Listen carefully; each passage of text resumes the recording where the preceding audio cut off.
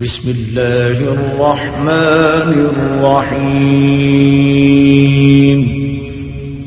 شروع اللہ کا نام لے کر جو بڑا مہربان نہایت رحم والا ہے۔ وما أرسلناك إلا رحمة للعالمين۔ نبی کریم صلی اللہ علیہ وسلم بنی نوع انسان کے لیے اللہ کے آخری نبی ہیں، اور آپ پر نازل ہونے والی کتاب قرآن مجید اللہ تعالیٰ کی آخری کتاب ہے، لہذا نبی کریم صلی اللہ علیہ وسلم کی پاکیزہ زندگی امت مسلمہ کے لیے تا قیامت واجب الاتباع، رشد و ہدایت کا ابدی سرچشمہ اور ذریعہ نجات ہے۔ لقد كان لكم في رسول الله أسوة حسنة۔ یقیناً رسول اللہ کی زندگی تمہارے لیے بہترین نمونہ ہے، لہذا رحمت للعالمین کی سیرت مطہرہ کا مطالعہ ہر مسلمان کی زندگی کا لازمی حصہ قرار پایا۔ مسلمان مردوں، عورتوں اور بچوں کی اسی ضرورت کے پیش نظر دارالسلام اسٹوڈیو نے نبی رحمت صلی اللہ علیہ وسلم کی سیرت طیبہ پر سیٹ تیار کیا ہے، جس کی تیاری میں قرآن مجید، صحیح احادیث اور مستند سیرت کی کتابوں سے استفادہ کیا گیا ہے۔ اس سیٹ میں سیرت النبی صلی اللہ علیہ وسلم کو مفصل طور پر بیان کیا گیا ہے۔ نبی صلی اللہ علیہ وسلم کی زندگی کے تمام پہلو اور واقعات ترتیب وار، انتہائی دلچسپ انداز، خوبصورت آواز اور آسان الفاظ میں بیان کیے گئے ہیں۔ لیجئے سماعت فرمائیے، رحمت للعالمین۔ سیرت نبوی کو مکمل طور پر بیان کرنا اس وقت تک ممکن نہیں جب تک اسلام سے پہلے اور بعد کے حالات کا تقابل نہ کیا جائے، اس لیے ہم اصل مضمون سے پہلے اسلام سے پہلے عرب کی کیفیت بیان کریں گے، عرب اقوام اور ان کی معاشرت کا نقشہ کھینچیں گے، پھر وہ حالات بیان کریں گے جن میں رسول اللہ صلی اللہ علیہ وسلم کی بعثت ہوئی۔ لفظ عرب کے لغوی معنی صحرا اور بیاب و گیاہ زمین کے ہیں۔ عہد قدیم سے یہ لفظ جزیرہ نمائے عرب اور اس میں بسنے والی قوموں پر بولا گیا ہے۔ عرب کے مغرب میں بحر احمر اور جزیرہ نمائے سینا ہے، مشرق میں خلیج عرب اور جنوبی عراق کا ایک بڑا حصہ ہے، جنوب میں بحر عرب ہے جو در حقیقت بحر ہند کا پھیلاؤ ہے، شمال میں ملک شام اور کسی قدر شمالی عراق ہے۔ ان میں سے بعض سرحدوں کے بارے میں اختلاف بھی ہے۔ کل رقبے کا اندازہ 10 لاکھ سے 13 لاکھ مربع میل تک کیا گیا ہے۔ نسلی اعتبار سے مورخین نے عرب اقوام کی 3 قسمیں قرار دی ہیں۔ نمبر 1، عرب بائدہ، یعنی وہ قدیم عرب قبائل اور قومیں جو بالکل ناپید ہو گئیں اور ان کے متعلق ضروری معلومات بھی دستیاب نہیں، مثلا عاد، سمود، تسم، جدیس، امالقہ وغیرہ۔ نمبر 2، عرب عاربہ، یعنی وہ عرب قبائل جو یعرب بن یشجب بن قحطان کی نسل سے ہیں، انہیں قحطانی عرب کہا جاتا ہے۔ نمبر 3، عرب مستعربہ، یعنی وہ قبائل جو سیدنا اسماعیل علیہ السلام کی نسل سے ہیں، انہیں عدنانی عرب کہا جاتا ہے۔ عرب عاربہ یعنی قحطانی عرب کا اصل گہوارہ ملک یمن تھا، یہیں ان کے خاندان اور قبیلے مختلف شاخوں میں پھوٹے، پھیلے اور بڑھے۔ ان میں سے 2 قبیلوں نے بہت شہرت حاصل کی، ایک ہمیر جس کی مشہور شاخیں زید الجمہور، قزاع اور سکاسک ہیں، دوسرا کہلان جس کی مشہور شاخیں ہمدان، انمار، مزہج، تے، کندہ، لخم، جزام، ازد، اوس، خزرج اور اولاد جفنہ ہیں، جنہوں نے آگے چل کر ملک شام میں بادشاہت قائم کی اور آل غسان کے نام سے مشہور ہوئے۔ عرب مستعربہ کے جد اعلیٰ سیدنا ابراہیم علیہ السلام اصلاً عراق کے ایک شہر اور کے باشندے تھے۔ یہ شہر دریائے فرات کے مغربی ساحل پر کوفے کے قریب واقع تھا۔ اس کی کھدائی کے دوران میں جو کتبے برآمد ہوئے ان سے اس شہر کے متعلق بہت سی تفصیلات منظر عام پر آئی ہیں، اور سیدنا ابراہیم علیہ السلام کے خاندان کی بعض تفصیلات معلوم ہوئی ہیں، نیز ملک کے دینی اور اجتماعی حالات بھی سامنے آئے ہیں۔ سیدنا ابراہیم علیہ السلام یہاں سے ہجرت کر کے شہر حران تشریف لے گئے تھے اور پھر وہاں سے فلسطین جا کر اس کو اپنی دعوتی سرگرمیوں کا مرکز بنا لیا، اور دعوت و تبلیغ کے لیے یہیں سے اندرون و بیرون ملک آتے جاتے رہتے تھے۔ ایک بار آپ مصر تشریف لے گئے. فرعون نے آپ کی بیوی سیدہ سارہ علیہ السلام کی کیفیت سنی تو بدنیت ہو گیا. انہیں بری نیت سے اپنے دربار میں بلایا، لیکن اللہ نے سیدہ سارہ کی دعا کے نتیجے میں غیبی طور پر فرعون کی ایسی گرفت کی کہ وہ ہاتھ پاؤں مارنے لگا. اس کی نیت بد اس کے منہ پر مار دی گئی، اور وہ اس حادثے کی نوعیت سے سمجھ گیا کہ سیدہ سارہ اللہ کی نہایت خاص اور مقرب بندی ہیں. وہ ان کے اس وصف سے اس قدر متاثر ہوا کہ اپنی بیٹی ہاجرہ کو ان کی خدمت میں دے دیا. پھر سیدہ سارہ نے سیدہ ہاجرہ کو ابراہیم علیہ السلام کی زوجیت میں دے دیا. ابراہیم علیہ السلام ان دونوں کو لے کر فلسطین واپس تشریف لائے. پھر اللہ نے سیدہ ہاجرہ کے بطن سے ابراہیم علیہ السلام کو ایک فرزند ارجمند اسماعیل علیہ السلام عطا فرمایا. سیدہ سارہ بے اولاد تھیں، اس لیے انہیں بہت غیرت آئی اور انہوں نے سیدنا ابراہیم علیہ السلام کو مجبور کیا کہ سیدہ ہاجرہ کو ان کے نوزائیدہ بچے سمیت جلا وطن کر دیں.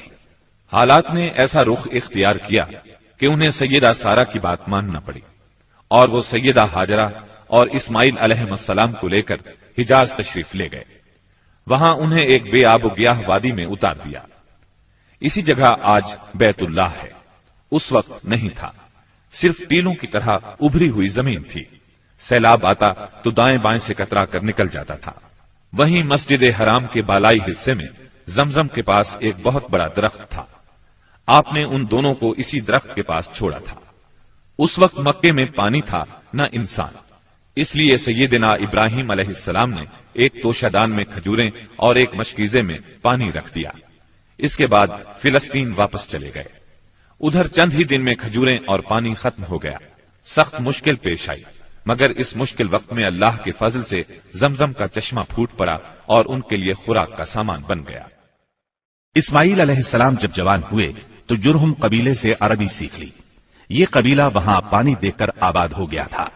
اس قبیلے کے لوگ انہیں پسند کرنے لگے تو ان لوگوں نے اپنے خاندان کی ایک خاتون سے ان کی شادی کر دی. اسی دوران میں سیدہ ہاجرہ کا انتقال ہو گیا. ادھر سیدنا ابراہیم علیہ السلام کو خیال آیا کہ اپنا ترکہ دیکھنا چاہیے.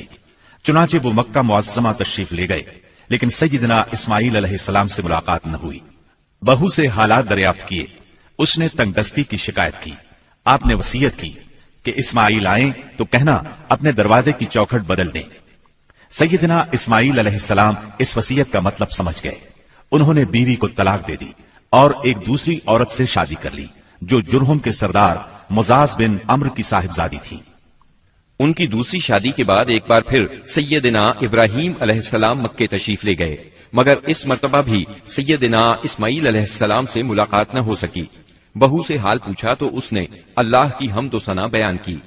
آپ نے وصیت کی کہ اسماعیل اپنے دروازے کی چوکھٹ برقرار رکھیں اور فلسطین واپس ہو گئے. اللہ تعالی نے مزاز کی بیٹی سے اسماعیل علیہ السلام کو 12 بیٹے عطا فرمائے. ان 12 بیٹوں سے 12 قبیلے وجود میں آئے اور سب نے مکے ہی میں رہائش اختیار کی. ان کے حالات زمانے کی گرد میں دب کر رہ گئے.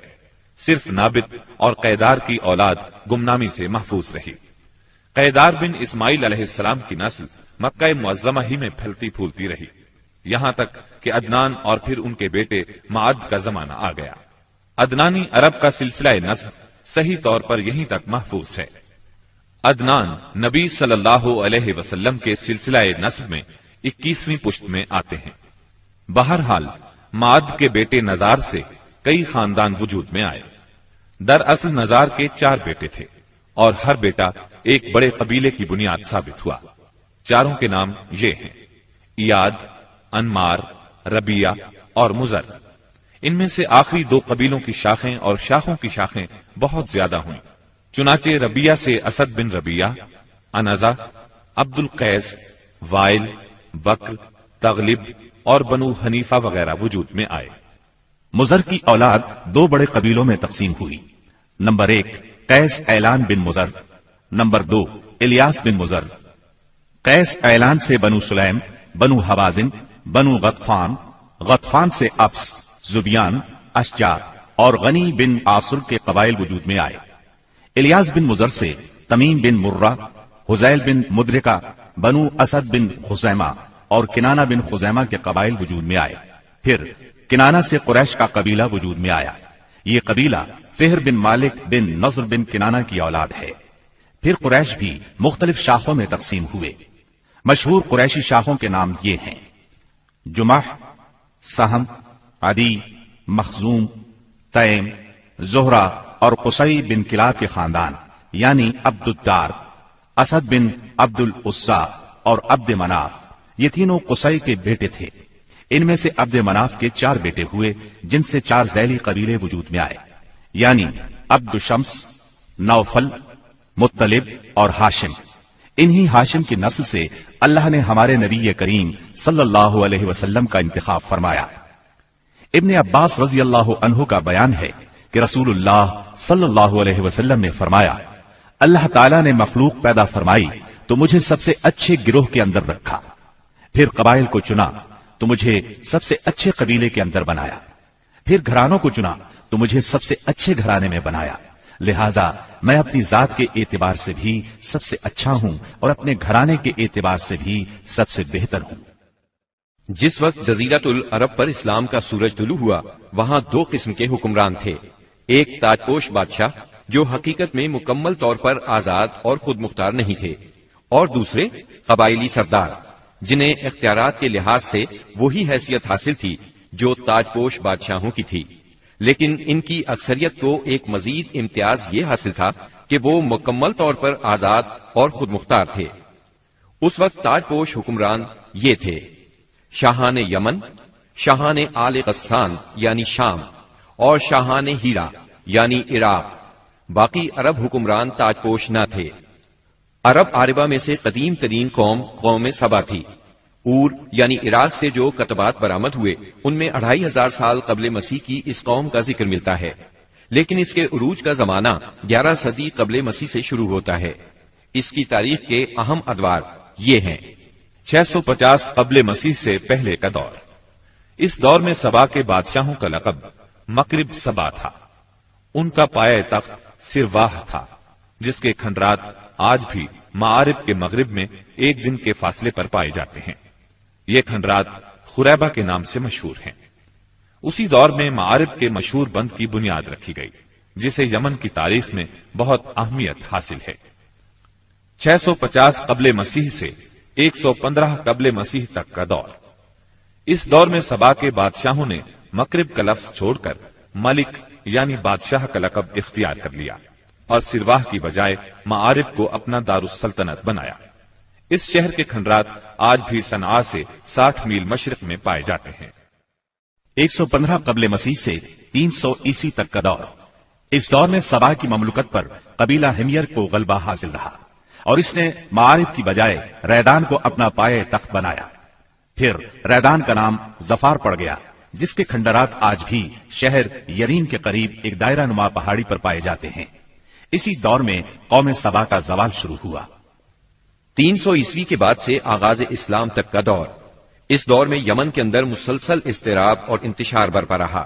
انقلابات آئے، خانہ جنگیاں ہوئیں اور بیرونی قوموں کو مداخلت کے مواقع ہاتھ آئے، یہاں تک کہ ایک وقت ایسا بھی آیا کہ یمن کی آزادی سلب ہو گئی۔ چنانچہ اسی دور میں رومیوں نے عدن پر فوجی قبضہ کیا اور ان کی مدد سے حبشیوں نے ہمیر اور ہمدان کی آپس میں کشمکش سے فائدہ اٹھایا اور 340 عیسوی میں پہلی بار یمن پر قبضہ کیا۔ یہ قبضہ 378 عیسوی تک برقرار رہا۔ اس کے بعد یمن کی آزادی تو بحال ہو گئی، مگر معارب کے مشہور بند میں رکھنے پڑنا شروع ہو گئے، یہاں تک کہ 450 عیسوی یا 451 عیسوی میں بند ٹوٹ گیا اور وہ عظیم سیلاب آیا جس کا ذکر قرآن مجید کی سورہ سبا میں سیل عرم کے نام سے کیا گیا ہے۔ پھر 523 عیسوی میں ایک اور سنگین حادثہ پیش آیا، وہ یہ کہ یمن کے یہودی بادشاہ زونواس نے نجران کے عیسائیوں پر ایک ہیبت ناک حملہ کیا، انہیں عیسائی مذہب چھوڑنے پر مجبور کرنے کی کوشش کی۔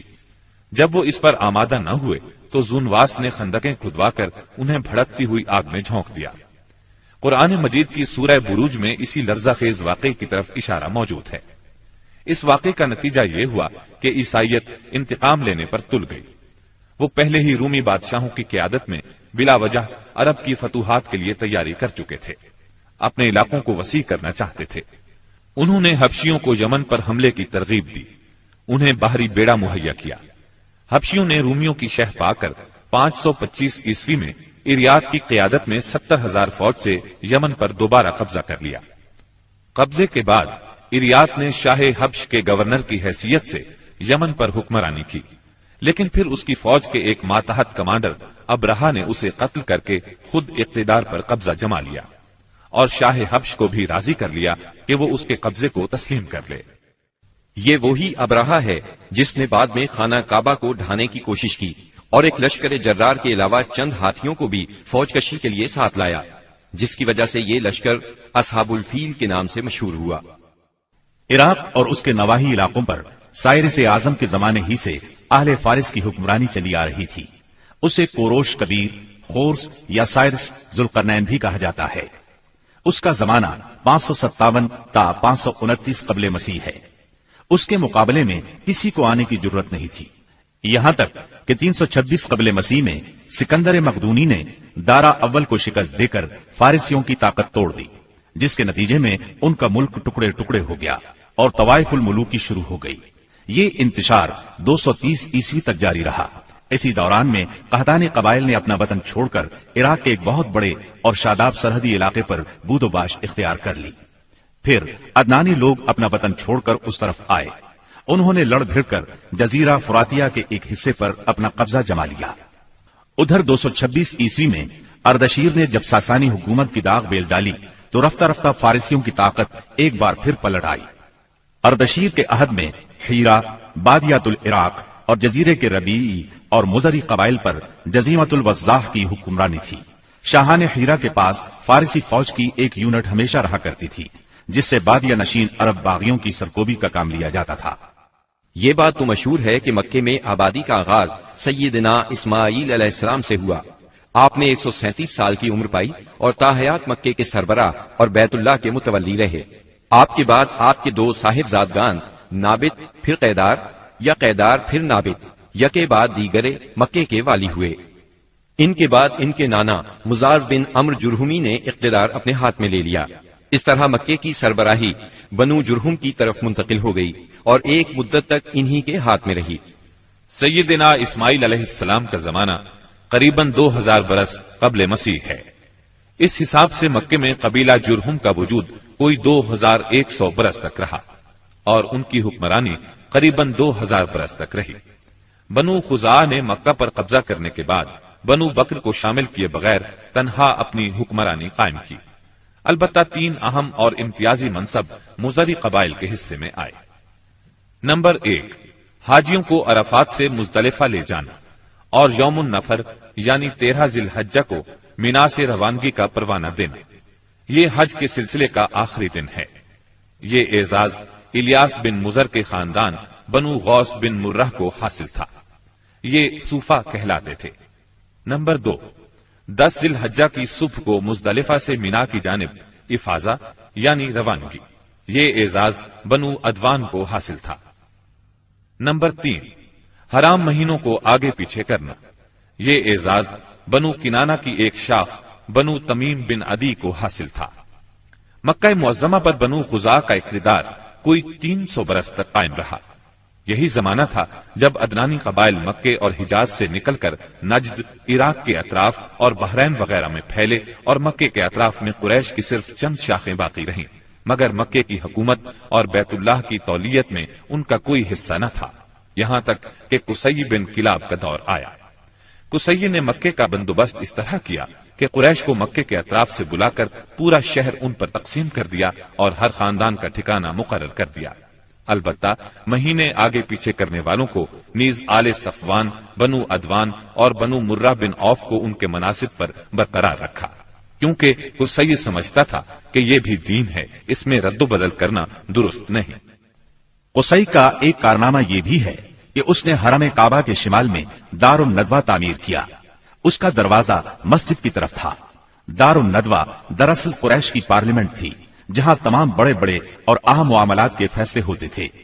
قریش پر دار الندوہ کے بڑے احسانات ہیں، کیونکہ یہ ان کے اتحاد کا ضامن تھا اور یہیں ان کے الجھے ہوئے مسائل احسن طریقے سے طے ہوتے تھے۔ قصی کو سربراہی اور عظمت کے یہ مرتبے حاصل تھے۔ نمبر 1، دار الندوہ کی صدارت جہاں بڑے بڑے معاملات کے بارے میں مشورے ہوتے تھے اور جہاں یہ لوگ اپنی بیٹیوں کی شادیاں بھی کرتے تھے۔ نمبر 2، لوا یعنی جنگ کا پرچم قصی ہی کے ہاتھوں باندھا جاتا تھا۔ نمبر 3، حجابت یعنی خانہ کعبہ کی پاسبانی۔ اس کا مطلب یہ ہے کہ خانہ کعبہ کا دروازہ قصی ہی کھولتا تھا، خانہ کعبہ کی خدمت اسی کے ذمہ تھی، چابی بردار بھی وہی تھا۔ نمبر 4، سقایا یعنی پانی پلانا۔ اس کی صورت کچھ یوں تھی کہ حوض میں حاجیوں کے لیے پانی بھر دیا جاتا تھا، اس میں کچھ کھجور اور کشمش ڈال کر اسے شیریں بنایا جاتا تھا، حجاج جب مکے آتے تو اسے پیتے تھے۔ نمبر 5، رفادہ یعنی حاجیوں کی میزبانی۔ حاجیوں کے لیے بطور ضیافت کھانا تیار کیا جاتا تھا۔ اس مقصد کے لیے قصی نے قریش پر ایک خاص رقم مقرر کر رکھی تھی۔ یہ رقم حج کے موسم میں قصی کے پاس جمع ہو جاتی تھی، وہ اس رقم سے حاجیوں کے لیے کھانا تیار کراتا تھا۔ جو لوگ تنگ دست ہوتے یا جن کے پاس توشہ نہ ہوتا وہ یہی کھانا کھاتے تھے۔ ان کے علاوہ کچھ اور عہدے بھی تھے جنہیں قریش نے آپس میں تقسیم کر رکھا تھا، ان کی تفصیل یہ ہے۔ نمبر 1، ایسار یعنی فال گیری، قسمت کا حال دریافت کرنے کے لیے بتوں کے پاس جو تیر رکھے رہتے تھے ان کی تولیت۔ یہ منصب بنو جمح کو حاصل تھا۔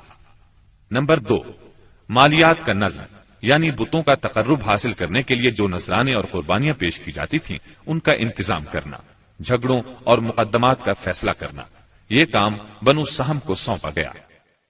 نمبر 3، شورا، یہ اعزاز بنو اسد کو حاصل تھا۔ نمبر 4، اشناق یعنی دیت اور جرمانوں کا نظم، اس منصب پر بنو تیم فائز تھے۔ نمبر 5، عقاب یعنی قومی پرچم اٹھانا، یہ بنو امیہ کا کام تھا۔ نمبر 6، قبہ یعنی فوجی کیمپ کا انتظام اور شاہ سواروں کی قیادت، یہ کام بنو مخزوم کے حصے میں آیا تھا۔ نمبر 7، سفارت، یہ منصب بنو عدی کا تھا۔ ہم قحطانی اور عدنانی قبائل کے وطن چھوڑنے کا ذکر کر چکے ہیں۔ ان قبائل میں سرداری نظام رائج تھا، قبیلے خود اپنا سردار مقرر کرتے تھے۔ قبائلی سرداروں کا درجہ اپنی قوم میں بادشاہوں جیسا تھا۔ قبیلہ صلح اور جنگ میں بہرحال اپنے سردار کے فیصلے کا پابند ہوتا تھا۔ سردار کو وہی اقتدار اور اختیارات حاصل تھے جو کسی بادشاہ کو ہوا کرتے ہیں۔ حتیٰ کہ بعض سرداروں کا یہ حال تھا کہ اگر کبھی وہ بگڑ جاتے تھے تو ہزاروں تلواریں بے نیام ہو جاتی تھیں، اور وہ یہ بھی نہیں پوچھتے تھے کہ سردار کے غصے کا سبب کیا ہے۔ اب رہا سیاسی حالات کا مسئلہ۔ جزیرت العرب کے 3 سرحدی علاقے تھے، یہ تینوں غیر ممالک کے پڑوس میں تھے۔ ان کی سیاسی حالت سخت پریشان کن تھی، وہاں انتشار کی کیفیت تھی، صورتحال زوال پذیر تھی۔ انسان مالک تھا یا غلام، حاکم تھا یا محکوم، بس انہی 2 طبقوں میں بٹا ہوا تھا۔ تمام تر فوائد سربراہوں کو، خاص طور پر غیر ملکی سربراہوں کو حاصل تھے، اور سارا بوجھ غلاموں کے سر تھا۔ وہ طرح طرح کے ظلم و ستم برداشت کرتے تھے، زبان نہیں کھول سکتے تھے کیونکہ حکمرانی جبری تھی۔ انسانی حقوق نام کی کسی چیز کا دور دور تک وجود نہیں تھا۔ عرب کے عام باشندے اسماعیل علیہ السلام کی دعوت و تبلیغ کے نتیجے میں دین ابراہیم کے پیروکار تھے، اس لیے صرف اللہ کی عبادت کرتے تھے اور توحید پر کاربند تھے۔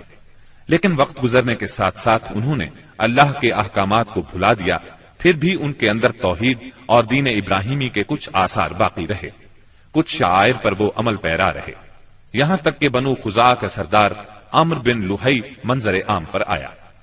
اس کی نشو و نما نیکی، صدقہ و خیرات اور دینی باتوں سے گہری دلچسپی پر ہوئی تھی، اس لیے لوگوں نے اسے محبت کی نظر سے دیکھا، اسے بڑا عالم اور اللہ کا ولی سمجھ کر اس کی پیروی کی۔ پھر اس شخص نے ملک شام کا سفر کیا، اس نے دیکھا وہاں بتوں کی پوجا ہو رہی تھی۔ اس نے سمجھا یہ طریقہ بھی اچھا ہے اور برحق ہے، کیونکہ ملک شام پیغمبروں کی سرزمین تھی، آسمانی کتابیں وہاں نازل ہوئی تھیں۔ چنانچہ واپسی پر وہ وہاں سے اپنے ساتھ حبل بت بھی لے آیا اور اسے خانہ کعبہ کے اندر نصب کر دیا، اور اہل مکہ کو اللہ کے ساتھ شرک کی دعوت دی۔ اہل مکہ نے اس پر لبیک کہا۔ اس کے بعد بہت جلد حجاز کے باشندے بھی شامل ہو گئے، وہ بھی ان کے نقش قدم پر چل پڑے۔ اس طرح عرب میں بت پرستی کا آغاز ہوا۔ حبل کے علاوہ عرب کے قدیم ترین بتوں میں سے ایک منات تھا۔ یہ بحر احمر کے ساحل پر قدیت کے قریب مشلل میں نصب تھا۔ اس کے بعد طائف میں لات نامی بت وجود میں آیا۔ پھر وادی نخلا میں عزا کا بت نصب کیا گیا۔ یہ تینوں عرب کے سب سے بڑے بت تھے۔ اس کے بعد حجاز کے ہر خطے میں شرک کی کثرت اور بتوں کی بھرمار ہو گئی۔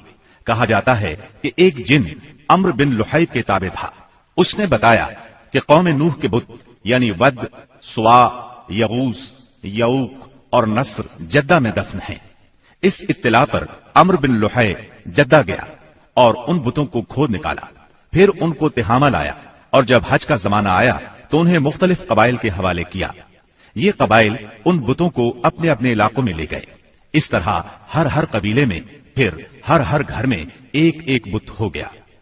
اسی پر بس نہیں کی گئی، اس کے بعد مشرکین نے مسجد حرام کو بھی بتوں سے بھر دیا۔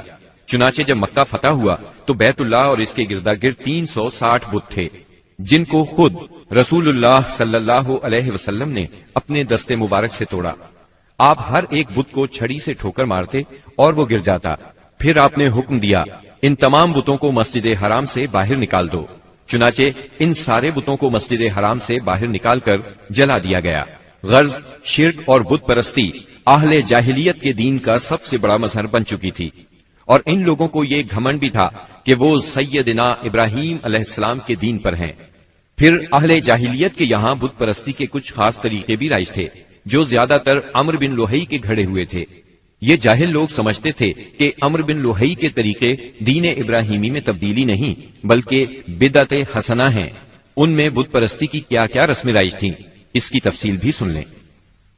نمبر 1، اس دور کے جاہل مشرک بتوں کے پاس مجاور بن کر بیٹھتے تھے، ان کی پناہ ڈھونڈتے تھے، انہیں زور زور سے پکارتے تھے، حاجت روائی اور مشکل کشائی کے لیے ان کو پکارتے تھے اور سمجھتے تھے کہ وہ اللہ سے سفارش کر کے ہماری مراد پوری کرا دیں گے۔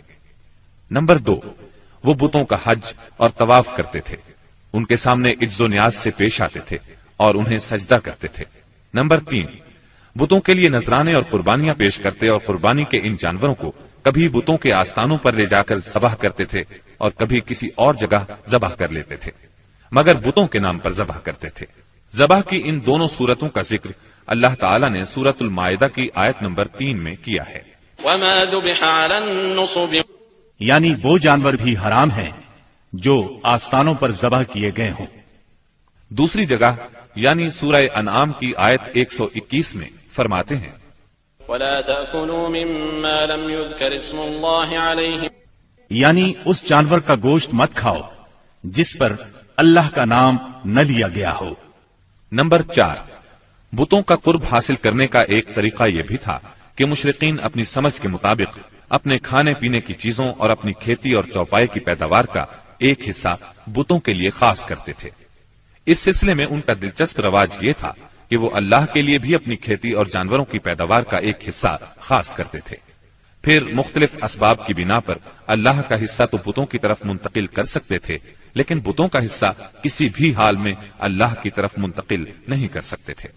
اس بری عادت کا تذکرہ بھی اللہ تعالیٰ نے سورہ انعام کی آیت 136 میں کیا ہے۔ اللہ نے جو کھیتی اور چوپائے پیدا کیے ہیں اس کا ایک حصہ انہوں نے اللہ کے لیے مقرر کیا، اور بذام خود کہتے ہیں کہ یہ اللہ کے لیے ہے اور یہ ہمارے شرکاء کے لیے ہے۔ تو جو ان کے شرکاء کے لیے ہوتا ہے وہ تو اللہ کے لیے نہیں پہنچتا، مگر جو اللہ کے لیے ہوتا ہے وہ ان کے شرکاء تک پہنچ جاتا ہے۔ کتنا برا ہے وہ فیصلہ جو یہ لوگ کرتے ہیں۔ نمبر 5، بتوں کا قرب حاصل کرنے کا ایک طریقہ یہ بھی تھا کہ وہ مشرکین کھیتی اور چوپایوں میں مختلف قسم کی نظریں مانتے تھے۔ اللہ تعالیٰ سورہ انعام کی آیت 138 میں فرماتے ہیں، وقالوا هذه أنعام وحرث حجر لا يطعمها إلا من نشاء بزعمهم وأنعام حرمت ظهورها وأنعام لا يذكرون اسم الله عليها افتراء عليه۔ ان مشرکین نے اپنے خیال پر یہ بھی کیا کہ یہ چوپائے اور کھیتیاں ممنوع ہیں، انہیں وہی کھا سکتا ہے جسے ہم چاہیں، اور یہ وہ چوپائے ہیں جن کی پیٹھ حرام کی گئی ہے، یعنی نہ ان پر سواری کی جا سکتی ہے اور نہ سامان لادا جا سکتا ہے، اور کچھ چوپائے ایسے ہیں جن پر یہ لوگ اللہ پر افتراء کرتے ہوئے اللہ کا نام نہیں لیتے۔ یہ تھے ان کے عقائد۔ انہی جانوروں میں بحیرہ، صائبہ، وسیلہ اور حام تھے۔ سیرت نگار ابن اسحاق کہتے ہیں بحیرہ صائبہ کی بچی کو کہا جاتا ہے اور صائبہ اس اونٹنی کو کہا جاتا ہے جس سے پے در پے 10-12 مادہ بچے پیدا ہوں، درمیان میں کوئی نر نہ ہو۔ ایسی اونٹنی کو آزاد چھوڑ دیا جاتا تھا، اس پر سواری نہیں کی جاتی تھی، اس کے بال بھی نہیں کاٹے جاتے تھے، اور مہمان کے سوا اس کا دودھ کوئی نہیں پی سکتا تھا۔ اس کے بعد یہ اونٹنی جو مادہ بچہ جنتی، اس کا کان چیر دیا جاتا اور اسے بھی اس کی ماں کے ساتھ آزاد چھوڑ دیا جاتا، اس پر سواری بھی نہ کی جاتی، اس کے بال نہ کاٹے جاتے، اور مہمان کے سوا کوئی اس کا دودھ نہ پیتا۔ اسی کو بحیرہ کہتے ہیں اور صائبہ اس کی ماں ہے۔ وسیلہ اس بکری کو کہا جاتا تھا جو 5 مرتبہ پے در پے 2 مادہ بچے جنتی تھی، یعنی 5 بار میں 10 مادہ بچے پیدا ہوتے، درمیان میں کوئی نر نہ پیدا ہوتا۔ اس بکری کو اس لیے وسیلہ کہا جاتا تھا کہ وہ سارے مادہ بچوں کو ایک دوسرے سے جوڑ دیتی تھی۔ اس کے بعد اس بکری سے جو بچے پیدا ہوتے انہیں صرف مرد کھا سکتے تھے، عورتیں نہیں کھا سکتی تھیں۔ البتہ اگر کوئی بچہ مردہ پیدا ہوتا تو اس کو مرد عورت سبھی کھا سکتے تھے۔ حام اس نر اونٹ کو کہتے تھے جس کی جفتی سے پے در پے 10 مادہ بچے پیدا ہوتے، درمیان میں نر نہ پیدا ہوتا۔ ایسے اونٹ کی پیٹھ محفوظ کر دی جاتی تھی، نہ اس پر سواری کی جاتی، نہ بال کاٹے جاتے، بلکہ اسے اونٹوں کے ریوڑ میں جفتی کے لیے آزاد چھوڑ دیا جاتا، اس کے سوا اس سے کوئی اور فائدہ نہ اٹھایا جاتا۔ عرب اپنے بتوں کے ساتھ یہ سب کچھ اس عقیدے سے کرتے تھے کہ یہ بت انہیں اللہ کے قریب کر دیں گے اور اللہ کے حضور ان کی سفارش کر دیں گے۔ چنانچہ مشرکین جو کہتے تھے، قرآن کریم میں اللہ تعالیٰ نے سورہ زمر کی آیت نمبر 3 میں اس طرح تذکرہ کیا ہے، لا نعبدهم إلا ليقربونا إلى الله زلفى، ہم ان کی عبادت صرف اس لیے کر رہے ہیں کہ وہ ہمیں اللہ کے قریب کر دیں۔ اسی طرح قرآن کریم کی سورہ یونس آیت 18 میں یہ الفاظ آئے ہیں، وَيَعْبُدُونَ مِن دُونِ اللَّهِ مَا لَا يَضُرُّهُمْ وَلَا يَنفَعُهُمْ وَيَقُولُونَ هَؤُلَاءِ شُفَعَاؤُنَا عِندَ اللَّهِ۔ یہ مشرکین اللہ کے سوا ان کی عبادت کرتے ہیں جو انہیں نہ نفع پہنچا سکیں نہ نقصان، اور کہتے ہیں کہ یہ اللہ کے پاس ہمارے سفارشی ہیں۔ مشرکین عرب کاہنوں، عرافوں اور نجومیوں کی خبروں پر بھی ایمان رکھتے تھے۔ کاہن اسے کہتے ہیں جو آنے والے واقعات کی پیش گوئی کرے اور جو چھپے ہوئے رازوں کے جاننے کا دعویٰ کرے۔ نجومی اسے کہتے ہیں جو ستاروں پر غور کر کے ان کی رفتار اور اوقات کا حساب لگا کر پتہ لگاتا ہے کہ دنیا میں آئندہ کیا حالات و واقعات پیش آئیں گے۔ ان نجومیوں کی خبروں کو ماننا دراصل ستاروں پر ایمان لانا ہے۔ مشرکین میں بدشگونی کا بھی رواج تھا، اسے عربی میں طیارہ کہتے ہیں۔ اس کی صورت یہ تھی کہ مشرکین کسی چڑیا یا ہرن کے پاس جا کر اسے بھگاتے تھے۔ اگر وہ دائیں طرف بھاگتا تو اسے اچھا شگون خیال کرتے، کامیابی کی علامت خیال کرتے اور اپنا کام کر گزرتے۔ اگر وہ بائیں طرف بھاگتا تو اسے نحوست کی علامت سمجھ کر اپنے کام سے باز رہتے۔ اسی طرح اگر کوئی چڑیا یا جانور راستہ کاٹ دیتا تو اس کو منحوس خیال کرتے۔ اسی سے ملتی جلتی ایک حرکت یہ تھی کہ مشرکین خرگوش کے ٹخنے کی ہڈی لٹکاتے تھے اور بعض دنوں، بعض مہینوں، جانوروں، گھروں اور عورتوں کو منحوس سمجھتے تھے۔ آج کے دور میں بھی ایسی باتیں سننے میں آتی ہیں، کالی بلی راستہ کاٹ گئی، اللہ خیر کرے وغیرہ۔ قریش کی ایک بدعت یہ تھی کہ وہ کہتے تھے ہم سیدنا ابراہیم علیہ السلام کی اولاد ہیں، حرم کے پاسبان، بیت اللہ کے والی اور مکے کے باشندے ہیں، کوئی شخص ہمارا ہم مرتبہ نہیں اور نہ کسی کے حقوق ہمارے حقوق کے مساوی ہیں۔ اسی لیے یہ لوگ اپنا نام ہمس یعنی بہادر رکھتے تھے، لہذا ہمارے شایان شان نہیں کہ ہم حدود حرم سے باہر جائیں۔ چنانچہ حج کے دوران میں یہ لوگ عرفات نہیں جاتے تھے اور نہ وہاں سے افاضہ کرتے تھے، بلکہ مزدلفہ ہی میں ٹھہر کر وہیں سے افاضہ کر لیتے تھے۔ اللہ تعالیٰ نے اس بدعت کی اصلاح کرتے ہوئے سورہ بقرہ کی آیت 199 میں فرمایا، ثم افیضوا من حیث افاض الناس، یعنی تم لوگ بھی وہیں سے افاضہ کرو جہاں سے سارے لوگ افاضہ کرتے ہیں۔ ان کی ایک بدعت یہ بھی تھی کہ انہوں نے بیرون حرم کے باشندوں کو حکم دے رکھا تھا کہ وہ حرم میں آنے کے بعد پہلا طواف ہم سے حاصل کیے ہوئے کپڑوں ہی میں کریں، چنانچہ ان کا کپڑا اگر دستیاب نہ ہوتا تو مرد ننگے طواف کرتے اور عورتیں اپنے سارے کپڑے اتار کر صرف ایک چھوٹا سا کھلا کرتا پہن لیتی اور اسی میں طواف کرتی اور دوران طواف یہ شعر پڑھتی: اليوم يبدو بعضه أو كله وما بدأ منه فلا أحله. آج کچھ یا ساری شرمگاہ کھل جائے گی، لیکن جو کھل جائے میں اسے دیکھنا حلال قرار نہیں دیتی. اللہ تعالیٰ نے ان خرافات کے خاتمے کے لیے سورہ آراف کی آیت نمبر 31 میں فرمایا: یا بنی آدم خذوا زینتکم عند کل مسجد، یعنی اے آدم کے بیٹو، ہر مسجد کے پاس اپنی زینت اختیار کرو. یہی دین یعنی شرک و بت پرستی اور توہمات و خرافات پر مبنی عقیدے والا دین عام اہل عرب کا دین تھا.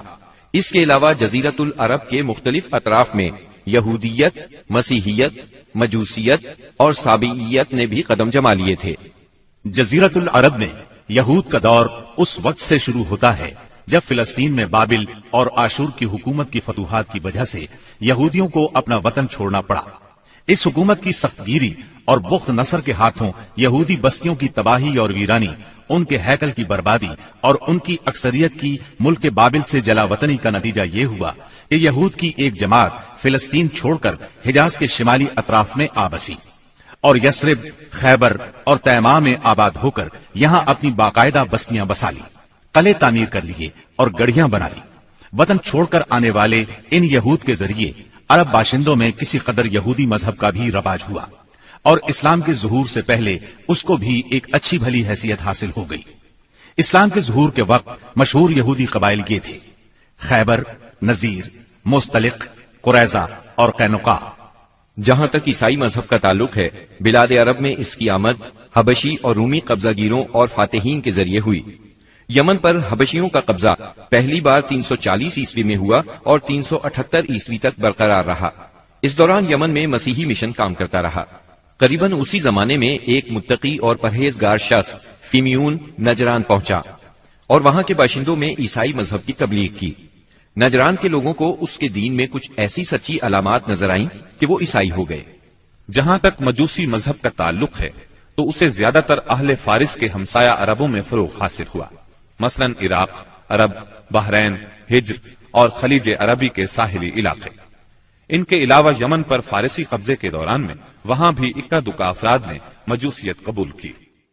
باقی رہا صابی مذہب، تو عراق کے آثار قدیمہ کی کھدائی کے دوران جو کتبات برآمد ہوئے ان سے پتہ چلتا ہے کہ یہ ابراہیم علیہ السلام کی کلدانی قوم کا مذہب تھا. دور قدیم میں شام و یمن کے بہت سے باشندے بھی اسی مذہب کے پیروکار تھے. عرب کے باقی دینوں کے ماننے والوں کا حال مشرکین ہی جیسا تھا، کیونکہ ان کے دل یکساں تھے، عقائد ایک سے تھے اور رسم و رواج میں ہم آہنگی تھی. جزیرت العرب کے سیاسی اور مذہبی حالات بیان کرنے کے بعد اب وہاں کے اجتماعی، اقتصادی اور اخلاقی حالات کا خاکہ مختصراً پیش کرتے ہیں. عرب آبادی مختلف طبقات میں بٹی ہوئی تھی. ہر طبقے کے حالات ایک دوسرے سے بہت زیادہ مختلف تھے. چنانچہ معزز طبقے میں مرد اور عورت کا تعلق خاصا ترقی یافتہ تھا. عورت کو بہت کچھ خود مختاری حاصل تھی، اس کی بات مانی جاتی تھی، اس کا اس قدر احترام اور حفاظت کی جاتی کہ اس کی خاطر تلواریں سونپ لی جاتی تھی، خون ریزی ہو جاتی تھی. آدمی جب اپنی شجاعت اور بہادری پر بات کرنا چاہتا، اپنی تعریف کرنا چاہتا تو عموماً عورت ہی کو مخاطب کرتا. شجاعت اور سخاوت کی صفات کو ان کے درمیان بہت بڑا مقام حاصل تھا. اکثر اوقات ان میں صلح کے لیے عورت ہی بڑا کردار ادا کرتی تھی. وہ چاہتی تو قبائل کو صلح کے لیے جمع کر لیتی تھی اور چاہتی تو ان کے درمیان جنگ کی آگ بھڑکا دیتی. لیکن ان تمام باتوں کے باوجود خاندان کا سربراہ مرد ہی کو مانا جاتا تھا اور اس کی بات فیصلہ کن ہوتی تھی. اس طبقے میں مرد اور عورت کا تعلق عقد نکاح کے ذریعے ہوتا تھا. یہ نکاح عورت کے ولیوں کی نگرانی میں انجام پاتا تھا. عورت کو ان کی ولایت کے بغیر نکاح کا حق نہیں تھا. ایک طرف طبقہ اشراف یعنی معزز لوگوں کا یہ حال تھا تو دوسری طرف دوسرے طبقات میں مرد عورت کے اختلاط کی اور بھی کئی صورتیں تھیں جنہیں بدکاری، بے حیائی، فحاشی اور زناکاری کے سوا کوئی اور نام نہیں دیا جا سکتا. زمانہ جاہلیت میں کسی حد کے بغیر متعدد بیویاں رکھنا ایک عام بات تھی. لوگ 2 سگی بہنوں کو بھی بیک وقت اپنے نکاح میں رکھ لیتے تھے. باپ کے بیوی کو طلاق دینے کے بعد یا اس کے فوت ہونے پر بیٹا اپنی سوتیلی ماں سے بھی نکاح کر لیتا تھا. طلاق کا اختیار مرد کو حاصل تھا اور اس کی کوئی حد مقرر نہیں تھی. زناکاری تمام طبقات میں عروج پر تھی. کوئی طبقہ یا انسانوں کی کوئی قسم اس سے مستثنا نہ تھی. البتہ کچھ مرد اور کچھ عورتیں ایسے ضرور تھے جنہیں اپنی بڑائی کا احساس اس برائی کی کیچڑ میں لت پت ہونے سے باز رکھتا تھا. پھر آزاد عورتوں کا حال لونڈیوں کی نسبت اچھا تھا. اصل مصیبت لونڈیاں ہی تھیں. ایسا لگتا ہے جیسے ان جاہلوں کی اکثریت اس برائی کی طرف منسوب ہونے میں کوئی آر بھی محسوس نہیں کرتی تھی. جاہلیت میں باپ بیٹے کا تعلق بھی مختلف نوعیت کا تھا. کچھ تو ایسے تھے جو کہتے تھے انما اولادنا بیننا اکبادنا تمشی علی الارض، یعنی ہماری اولاد ہمارے کلیجے ہیں جو روئے زمین پر چلتے پھرتے ہیں. جبکہ دوسری طرف کچھ لوگ ایسے بھی تھے جو لڑکیوں کو رسوائی اور خرچ کے خوف سے زندہ دفن کر دیتے تھے اور بچوں کو فقر و فاقے کے ڈر سے مار ڈالتے تھے. تاہم یہ کہنا مشکل ہے کہ یہ سنگ دلی بڑے پیمانے پر رائج تھی، کیونکہ عرب اپنے دشمنوں سے اپنی حفاظت کے لیے دوسروں کی بنسبت کہیں زیادہ اپنی اولاد کو بہتر سمجھتے تھے اور اس بات کا احساس بھی رکھتے تھے. مطلب یہ کہ مجموعی طور پر ان کی حالت بہت کمزور تھی، عقل سے عاری تھی اور ذلت میں گھری ہوئی تھی. جہالت نے ان کو اپنے گھیرے میں لیا ہوا تھا. خرافات کا دور دورہ تھا. لوگ جانوروں جیسی زندگی گزار رہے تھے. عورت بیچی اور خریدی جاتی تھی. بعض اوقات اس سے مٹی اور پتھر جیسا سلوک کیا جاتا تھا. قوم کے باہمی تعلقات کمزور بلکہ ٹوٹے ہوئے تھے. رہ گئی حکومتیں تو ان کو صرف اپنا خزانہ بھرنے سے غرض تھی یا مخالفوں پر فوج کشی کرنے کی فکر. اقتصادی حالت بھی خراب تھی. صرف تجارت ان کے نزدیک ضروریات زندگی حاصل کرنے کا سب سے اہم ذریعہ تھی اور تجارت کے لیے امن و سلامتی کی فضا کا ہونا ضروری ہے، ورنہ تجارتی آمد و رفت نہیں ہو سکتی. جبکہ ان کا حال یہ تھا کہ سوائے حرمت والے مہینوں کے امن اور سلامتی کا کہیں وجود نہ تھا. یہی وجہ ہے کہ صرف حرمت والے مہینوں میں عرب کے مشہور بازار اکاز، ذی المجاز اور مجنہ لگتے تھے. جہاں تک صنعتوں کا معاملہ ہے تو عرب اس میدان میں ساری دنیا سے پیچھے تھے. کپڑے کی بنائی اور چمڑے کی دباغت وغیرہ کی شکل میں جو چند صنعتیں پائی بھی جاتی تھیں وہ زیادہ تر یمن، ہیرا اور شام سے ملے ہوئے علاقوں میں تھیں. البتہ اندرون عرب گلہ بانی اور کھیتی باڑی کا کسی قدر رواج تھا. ساری عرب عورتیں سوت کاٹتی تھیں، لیکن مشکل یہ تھی کہ سارا مال و متاع ہمیشہ لڑائیوں کی زد میں رہتا تھا. غربت عام تھی. لوگ ضروری لباس تک سے محروم تھے. یہ بات تو مشہور ہے کہ اہل جاہلیت میں کمینی اور رذیل عادات پائی جاتی تھی. عقل کے خلاف باتوں کی بھرمار تھی. تاہم ان میں کچھ پسندیدہ اخلاق بھی تھے. ان اخلاق کو دیکھ کر انسان دنگ رہ جاتا تھا. نمبر 1، کرم و سخاوت. یہ اہل جاہلیت کی خوبی تھی جس میں وہ ایک دوسرے سے آگے نکل جانے کی کوشش کرتے تھے، اور اس پر فخر کرنے کا عالم یہ تھا کہ عرب کے آدھے اشعار اسی کی نظر ہو جاتے تھے. اس وصف کی بنیاد پر کوئی اپنی تعریف کرتا تھا تو کوئی دوسروں کی. حالت یہ تھی کہ سخت سردی اور بھوک کی حالت میں بھی کوئی مہمان آ جاتا اور میزبان کے پاس اپنی سواری والی اونٹنی کے سوا کچھ نہ ہوتا اور کنبے کی ضرورت پوری کرنے کا ذریعہ بھی صرف وہی سواری ہوتی تو اپنے مہمان کے لیے ذبح کر دیتا. یہ ان کے کرم ہی کا نتیجہ تھا کہ بڑی بڑی دیت اور مالی ذمہ داریاں اٹھا لیتے تھے اور اس طرح انسانوں کو بربادی اور خون ریزی سے بچا کر دوسرے رئیسوں اور سرداروں کے مقابل فخر کرتے تھے. وہ جوا کھیلتے تھے. ان کا خیال تھا یہ بھی سخاوت کی ایک راہ ہے، کیونکہ انہیں جو نفع حاصل ہوتا یا نفع حاصل کرنے والوں کے حصے سے جو کچھ زائد بچ رہتا اس کو وہ مسکینوں کو دے دیتے تھے. اسی لیے قرآن پاک نے شراب اور جوئے کے نفع کا سرے سے انکار نہیں کیا، بلکہ سورہ بقرہ کی آیت 219 میں فرمایا وَإِثْمُهُمَا أَكْبَرُ مِن نَّفْعِهِمَا، یعنی ان دونوں کا گناہ ان کے نفع سے بڑھ کر ہے. نمبر 2، ایفائے عہد یعنی وعدے کا پورا کرنا. دور جاہلیت کے اخلاق فاضلہ میں سے ہے. عہد کو ان کے نزدیک دین کی حیثیت حاصل تھی جس سے وہ ہر حال میں چمٹے رہتے تھے، اور اس راستے میں اپنی اولاد کا خون اور اپنے گھر بار کی تباہی بھی ہیج سمجھتے تھے. نمبر 3، خودداری اور عزت نفس، اس پر قائم رہنا اور ظلم و جبر برداشت نہ کرنا بھی جاہلیت کے معروف اخلاق میں سے تھا۔ اس کا نتیجہ یہ تھا کہ ان کی شجاعت اور غیرت حد سے بڑھی ہوئی تھی۔ وہ فوراً بھڑک اٹھتے تھے اور چھوٹی سے چھوٹی توہین آمیز بات پر تلوار اور نیزہ اٹھا لیتے تھے، اور نہایت خون ریز جنگ چھڑ جاتی اور انہیں اس راہ میں اپنی جان کی قطعاً پرواہ نہ رہتی تھی۔ نمبر 4، عزائم کی تکمیل۔ اہل جاہلیت میں ایک خاص بات یہ بھی تھی کہ جب وہ کسی کام کو فخر اور ناز کا ذریعہ سمجھ کر انجام دینے پر تل جاتے تو پھر کوئی رکاوٹ انہیں روک نہیں سکتی تھی۔ وہ اپنی جان پر کھیل کر اس کام کو انجام دے ڈالتے تھے۔ نمبر 5، حلم، بردباری اور سنجیدگی۔ یہ خوبی بھی ان کے نزدیک قابل تعریف تھی، لیکن چونکہ ان میں شجاعت حد سے بڑھ کر تھی، ہر وقت جنگ و جدل پر آمادہ رہتے تھے، اس لیے یہ عادت بہت کم پائی جاتی تھی۔ نمبر 6، بدوی سادگی، یعنی رہن سہن کی الجھنوں اور داؤ پیچ سے ناواقف تھے۔ اس کا نتیجہ یہ تھا کہ ان میں سچائی اور امانت پائی جاتی تھی، دھوکہ دہی، بد عہدی سے دور تھے اور نفرت کرتے تھے۔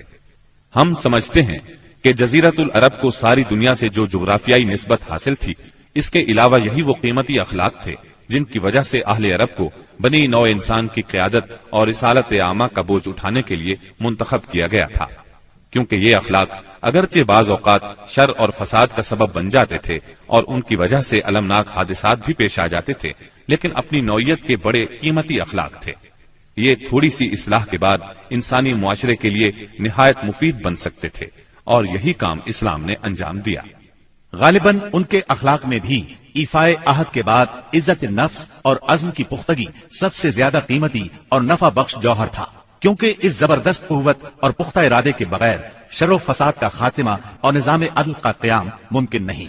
اہل جاہلیت کے کچھ اور بھی اچھے اخلاق تھے، لیکن ان سب کو بیان کیا جائے تو بات بہت طویل ہو جائے گی، لہذا انہی پر اکتفا کرتے ہوئے ہم آگے چلتے ہیں۔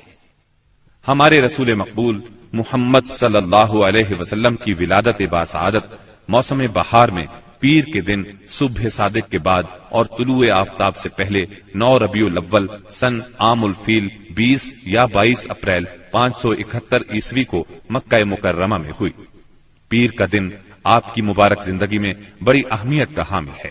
سیدنا ابن عباس رضی اللہ عنہ فرماتے ہیں کہ آپ پیر کو پیدا ہوئے، پیر کے دن آپ کو نبوت سے سرفراز فرمایا گیا، سوموار ہی کو مکے سے مدینے کی طرف ہجرت کے لیے نکلے، سوموار ہی کو آپ مدینہ منورہ تشریف لائے، اور آپ نے پیر ہی کے دن اس دار فانی کو خیر باد کہا۔ آپ کے پیدا ہوتے ہی آپ کے دادا عبد المطلب آپ کو گود میں اٹھا کر خانہ کعبہ میں لے گئے، آپ کے لیے دعا کی اور محمد نام رکھا۔ پوتے کی پیدائش کی خوشی میں 7ویں دن اپنے قبیلے کی دعوت کی۔ لوگوں نے آپ کے دادا سے پوچھا، آپ نے نومولود کا نام دوسرے لوگوں کے ناموں جیسا کیوں نہیں رکھا؟ انہوں نے جواب دیا، میں چاہتا ہوں میرے پوتے پر اس نام کا اثر پڑے اور میرا پوتا تعریف و توصیف حاصل کرے۔ آپ کی والدہ سیدہ آمنہ نے آپ کا نام احمد رکھا۔ انجیل میں بطور پیشگوئی آپ کے 2 نام آئے ہیں، فارقلی اور منہمنا۔